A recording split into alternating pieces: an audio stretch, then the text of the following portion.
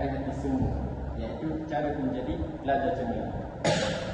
Bersama kita hari ini ialah Encik Yani, seorang pegawai pendidikan dengan pengalaman lebih 10 tahun, dan Nabiha, pelajar cemerlang yang baru ini memperoleh keputusan yang luar biasa dalam peperiksaan. Mari kita dengar pandangan mereka. Soalan pertama ialah pengurusan masa. Kita tahu pengurusan masa adalah asas kejayaan. Jadi, bagaimana pandangan Encik Yani mengenai cara mengurus masa dengan berkesan sebagai pelajar?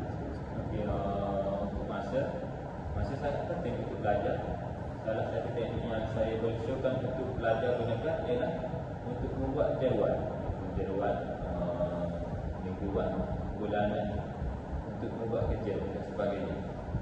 Pelajar perlu memecahkan masa pada beberapa sesi seperti sesi belajar, bersukan, makan dan juga sebagainya. Ini membantu pelajar untuk lebih fokus dan mengelakkan keletihan. Pastikan juga pelajar tahu waktu terbaik untuk belajar, seperti waktu pagi, waktu petang ataupun waktu malam. Semua ini bergantung mengikut kesesuaian individu tersebut. Nabiha, sebagai seorang pelajar, bagaimana kamu mengurus masa untuk memastikan semua tugasan kerja sekolah dapat disiapkan tepat pada masa? Bagi saya menggunakan aplikasi telefon untuk membuat jadual dan meletakkan peringatan bagi setiap tugasan. Saya juga pastikan untuk belajar lebih awal untuk menghadapi peperiksaan. Selain itu, saya ada masa khusus untuk berehat dan bersosial. Dengan cara ini, saya rasa lebih seimbang dan tidak terlalu tertekan. Okey. Soalan kedua ini, pergaulan dan kehidupan sosial. Bagaimana pula dengan aspek pergaulan? Encik Yani, sejauh mana pentingnya pergaulan bagi pelajar cemerlang? Okey, pergaulan sangat penting bagi pelajar kerana ianya membentuk keseimbangan sosial yang baik. Pelajar yang bergaul dengan kawan-kawan yang positif akan mempunyai cita-cita yang tinggi dan juga cita-cita yang sama, biasanya lebih berdisiplin dan termotivasi. Tetapi adalah penting juga untuk menjaga batas dalam pergaulan supaya mereka tidak mudah untuk mengikut benda-benda yang tidak senonoh yang boleh mengganggu fokus mereka dalam belajar.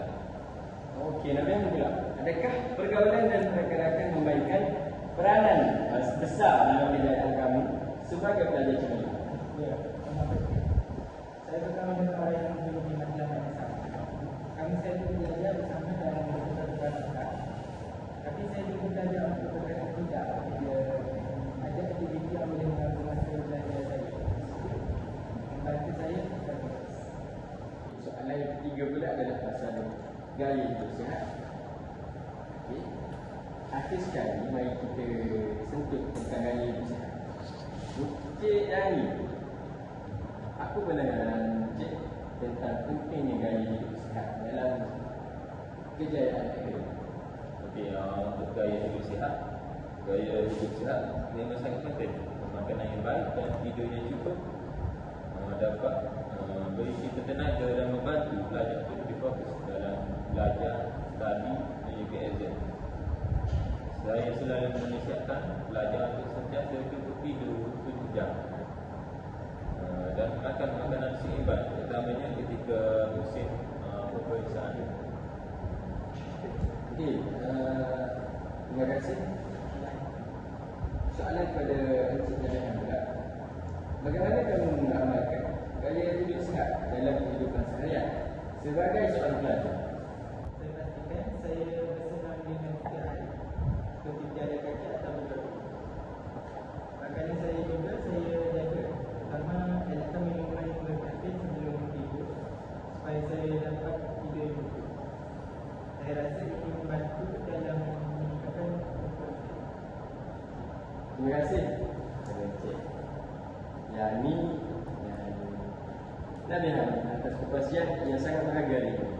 Nampaknya untuk menjadi pelajar yang cemerlang, kita perlukan keseimbangan dalam pengurusan masa, pergaulan dan gaya hidup yang sihat. Semoga semua pendengar dapat mengamalkan gaya hidup yang sihat dan keseimbangan dalam pengurusan masa pergaulan. Terima kasih kerana mendengar dan selamat maju jaya. Itu sahaja.